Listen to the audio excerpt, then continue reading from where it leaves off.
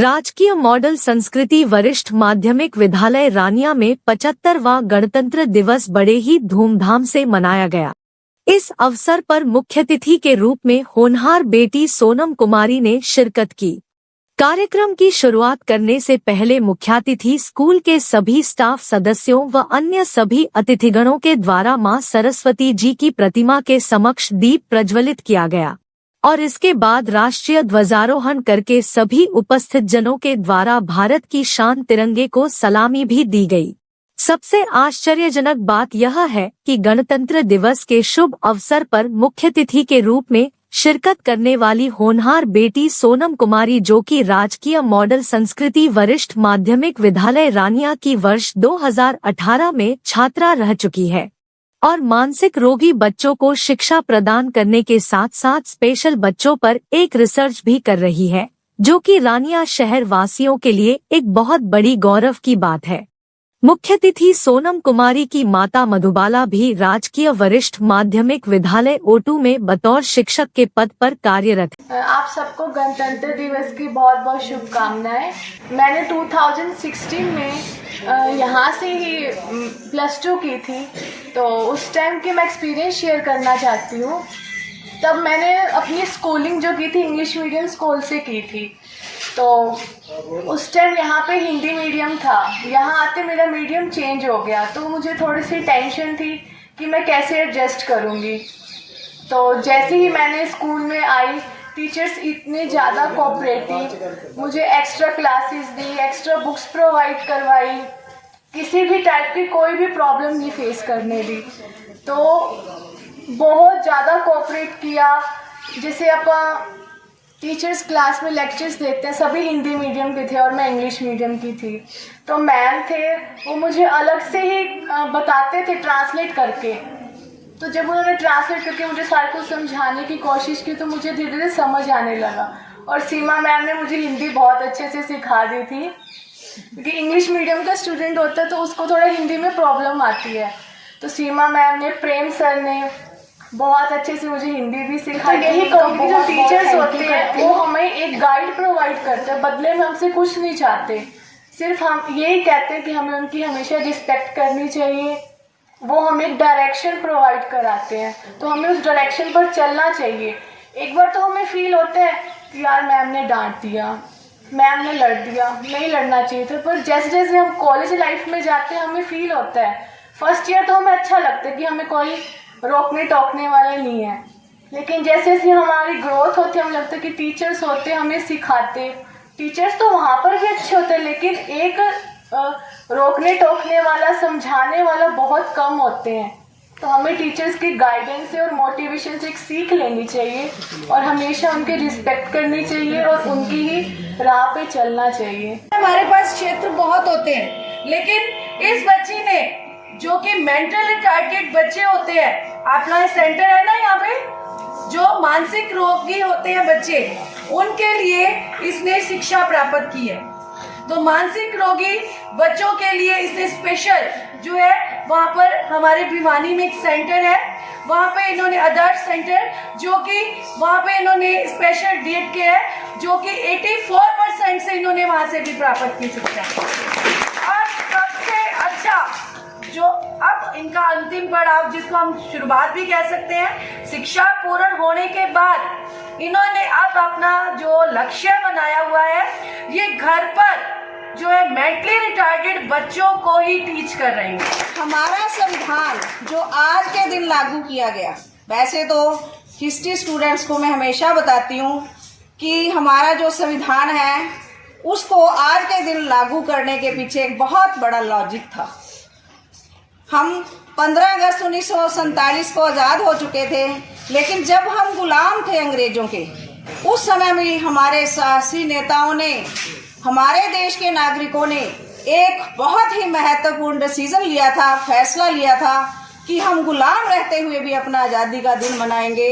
वो फैसला लिया गया था लाहौर अधिवेशन के अंतर्गत 1929 ईस्वी में।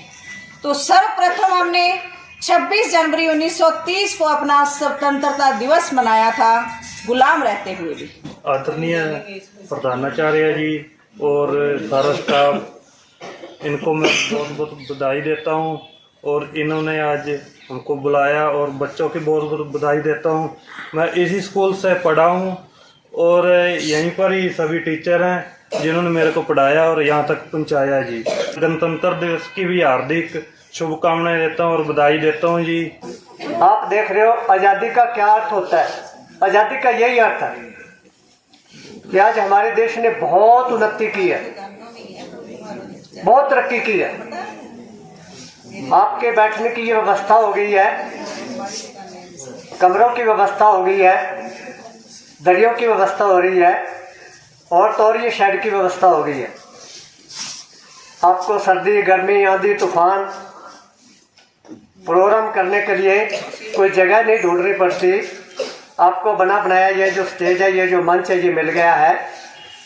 और तो और हमारे को पढ़ने के लिए इसके बाद जैसे ही मैट्रिक पास कर लेते थे तो जो भी बच्चा 8वीं, पहली बात तो 8वीं पास कर गया तो गांव के अंदर ढोल बजाया करते थे कि उनका बच्चा 8वीं पास कर गया। उस युग की बात थी कि 8वीं पास कर गया मतलब उसकी नौकरी पक्की हो गई, और मैट्रिक पास कर गया इसका मतलब तो बिल्कुल पक्का हो गया कि इसकी नौकरी पक्की है। ये उस समय की बातें हैं। तो गांव में 2-4 बच्चे ही उस युग के अंदर पढ़ा करते थे। बाकी आर्थिक अभाव के कारण बहुत सारे बच्चे बीच के अंदर ही छोड़ जाया करते थे। तो गणतंत्र दिवस जैसे सर जी कह रहे थे कि आज़ादी तो हमें मिल गई पर पूर्ण आज़ादी अभी भी हमें नहीं मिली। जैसे सरकारों की सोच से, नशे से, और हम जो आज़ादी चाहते हैं, जैसे बच्चे जो आज़ादी चाहते हैं पढ़ाई से हमें आज़ादी मिल जाएगी, हमें पढ़ना ना पड़े और बिना पढ़े हम आगे कुछ बढ़ जाए, तो ऐसी आज़ादी फिर आगे नुकसानदायक ही होती है। और ज़्यादा तो मैंने नहीं पढ़ा हुआ आज़ादी के बारे में, पर भगत सिंह जी की एक सोच थी, कहते भी आज़ाद तो मैंने करवा दिया, आज़ाद करवा दिया, पर अब मेरे को और ज़्यादा भय लग रहा है कि आने वाले समय के अंदर इस आज़ादी को जो मेरी नौजवान पीढ़ी है वो पता नहीं संभाल पाएगी कि नहीं संभाल पाएगी, जिसके लिए बहुत ही हमने संघर्ष किया, बहुत ही बलिदान दिए। उसको संभालना आज के समय में वाकई वो बात सही हो रही है कि जो नौजवान पीढ़ी है वो नशे की तरफ, गलत संगत की तरफ बढ़ रही है। उस आज़ादी के जश्न को मनाने की बजाय वो अपनी आज़ादी को ज़्यादा महत्व दे रहे हैं, जो आने वाले समय में हमारे देश के लिए और भी ज़्यादा खतरनाक होने वाली है। तो मेरी तो यही प्रार्थना रहती है, मैं जहाँ कहीं पे भी जो मिलते हैं नौजवान साथी बच्चे, उनको यही बोलता हूँ कि आप अपनी आज़ादी को छोड़ते हुए, त्याग करते हुए, जैसे कि हमारे जो बलिदानी थे उन्होंने अपनी जान तक बलिदान कर दी, हमारे तो कुछ समय है उसी को बलिदान करना है। तो अगर ऐसा कर देते हैं तो हमारे भविष्य, जो भारत का भविष्य है वो बहुत ज़्यादा सुनहरी होने वाला है। और अगर इसी राह पे चलते रहे हम तो हमारा जो भविष्य है वो अंधकार में जाने वाला है। 26 जनवरी 1950 का दिन भारतीय इतिहास का सबसे गौरवपूर्ण दिन है। इस दिन सदियों की गुलामी के बाद हमारा देश गणतंत्र हुआ और 26 जनवरी 1950 को हमारा संविधान लागू हुआ।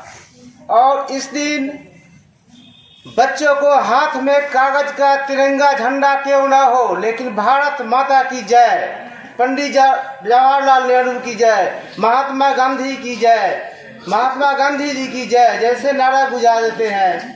दिल्ली के लाल किले पर प्रधानमंत्री, आज तो द्रौपदी मुर्मू ने झंडा फहराने हैं, तो दिल्ली के लाल किले पर प्रधानमंत्री को पहुंचते ही हर्ष ध्वनि के साथ उनका स्वागत होता है। लेकिन पिंजरे में पंछी जो बंद रहते हैं तो कहते मैं आज़ाद, लेकिन नहीं, वो आज़ाद नहीं। आज़ाद तब होते हैं जब पंछी पिंजरे से बाहर निकलने के बाद, पहले आज़ादी नहीं मिलता उसको, बाहर निकलने के बाद। तो यही है जो हमारे देश की शान है, हर एक चीज़।